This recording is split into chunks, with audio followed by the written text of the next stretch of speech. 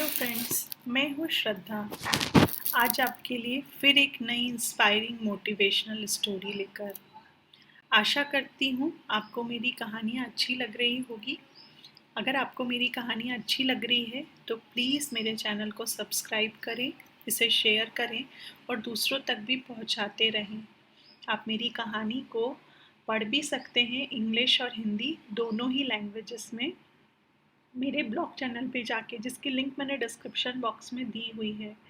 और मेरी जो कहानियाँ हैं आप उसे फेसबुक पर भी देख सकते हैं, जिसका जो चैनल है उसका नाम है इंस्पिरेशनल स्टोरी श्रद्धा के नाम से, और यूट्यूब पे है इंस्पिरेशनल स्टोरीज़ के नाम से। तो चलिए आज की कहानी की शुरुआत करते हैं, जिसका नाम है छोटी बहन। कहानी के नाम से ही समझ में आ रहा है ये कहानी एक बहन और भाई की है, कि कैसे एक भाई अपना फर्ज पूरा करने के लिए अपनी छोटी बहन की इच्छाओं को पूरा करता है। तो चलिए शुरुआत करते हैं आज की कहानी की। एक 6 साल का लड़का अपनी 4 साल की छोटी बहन के साथ बाजार से जा रहा था। अचानक से उसे लगा कि उसकी बहन पीछे रह गई है। वह रुका, पीछे मुड़कर देखा तो जाना कि उसकी बहन एक खिलौने की दुकान के सामने खड़ी कोई चीज़ निहार रही है। लड़का पीछे आता है और बहन से पूछता है, कुछ चाहिए तुम्हें? लड़की एक गुड़िया की तरफ उंगली उठाकर दिखाती है। बच्चा उसका हाथ पकड़ता है। एक जिम्मेदार बड़े भाई की तरह अपने बहन को वह गुड़िया देता है। बहन बहुत खुश हो जाती है। दुकानदार ये सब देख रहा होता है। बच्चे का व्यवहार देखकर वो आश्चर्यचकित भी उसको बहुत होता है। अब वे बच्चा बहन के साथ काउंटर पर आता है और दुकानदार से पूछता है, सर कितनी कीमत है इस गुड़िया की? दुकानदार एक शांत व्यक्ति रहता है। उसने जीवन के कई उतार चढ़ाव देखे होते हैं। उन्होंने बड़े प्यार और अपनत्व से बच्चे से पूछा, बताओ बेटे आप क्या दे सकते हो?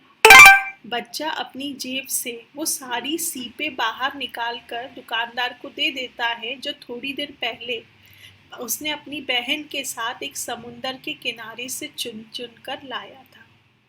दुकानदार वो सब लेकर यूं गिनता है जैसे वो पैसे गिन रहा हो। सीपे गिनकर वो बच्चे की तरफ देखने लगता है तो बच्चा बोलता है, सर कुछ कम है क्या? दुकानदार कहता है, नहीं नहीं बेटा, ये तो इस गुड़िया की कीमत से भी ज़्यादा है। ज़्यादा मैं वापस दे देता हूँ। यह सोचकर उसने 4 सीपें रख ली और बाकी को बच्चे को वापस दे दिया। बच्चा बहुत खुशी से वो सीपें जेब में रखकर अपनी बहन को वो गुड़िया दिलाकर अपने साथ ले जाता है। यह सब उस दुकान का नौकर देख रहा होता है। उसने आश्चर्य से उसके मालिक से पूछा, मालिक इतनी महंगी गुड़िया आपने केवल 4 सीपों के बदले में दे दी? दुकानदार हंसते हुए बोलता है, हमारे लिए ये 4 सीपें हैं, पर 6 साल के बच्चे के लिए अतिशय मूल्यवान है, क्योंकि बच्चे पैसे और सीपों में कोई अंतर नहीं समझते। बच्चों के लिए जो उनकी पसंद की चीज़ें होती है वही उनका धन होता है, वही उनके अमूल्य पैसे होते हैं। वो बच्चा जब अभी उस बच्चे के पास पैसे नहीं है, वो नहीं जानता है कि पैसे क्या होते हैं। लेकिन जब वो बड़ा होगा और उसे याद आएगा कि उसने सीपों के बदले में अपने बहन को गुड़िया खरीद करके दी थी, तो सोचिए वो बच्चा क्या कर रहा था। वास्तव में वो अपना फर्ज निभा रहा है। वो दुकानदार ने उसे ऐसे ही गुड़िया नहीं देने दी। उसने ये सोच कर के दी है कि कल से वो बच्चा जब बड़ा होगा तब उसे अपनी जिम्मेदारी का एहसास रहेगा, कि मैंने कोई नेक काम किया था, मैंने अपनी बहन की जिम्मेदारी को उठाया था, एक बड़े भाई होने का फर्ज अदा किया था। और आज उसको जो दुनिया में नफरत है, अगर वो कल से अगर उसके सामने आएगी तो उसके सामने मैं भी आऊँगा, कि ऐसे नहीं है कि दुनिया में गलत व्यक्ति ही भरे हुए हैं, दुनिया में अच्छे व्यक्ति भी है। तो ये छोटी सी कहानी जो हमें बहुत सारी शिक्षा दे रही है, एक भाई का उसके बहन के लिए प्यार, उसकी जिम्मेदारी, उसका बड़कपन और उस दुकानदार की अच्छाई, जो महंगी चीज़ों को होते हुए भी लेकिन किसी को अच्छे संस्कार सिखाने के लिए वो अपनी महंगी चीज़ को भी कुर्बान कर रहा है, क्योंकि वो किसी को अच्छे संस्कार देना चाहता है। तो आज इंसान जो है, हर कोई बुरी आदतों से, बुराई से नहीं भरा हुआ है। हर कोई बुरा नहीं है। ये हमारे सोचने का तरीका भी हो सकता है कि हम हर व्यक्ति को बुरी आंखों से देख रहे हैं, लेकिन हर व्यक्ति 100% में से 98% बुरे अगर है तो 2% अच्छे भी हैं। तो ये बात उसके अंदर सकारात्मक दृष्टिकोण बढ़ाने में मदद करेगी, और वो भी एक अच्छा इंसान बनने के लिए प्रेरित होगा, और वो भी दूसरों की मदद वैसे ही करेगा जैसे आज उस दुकानदार ने करी।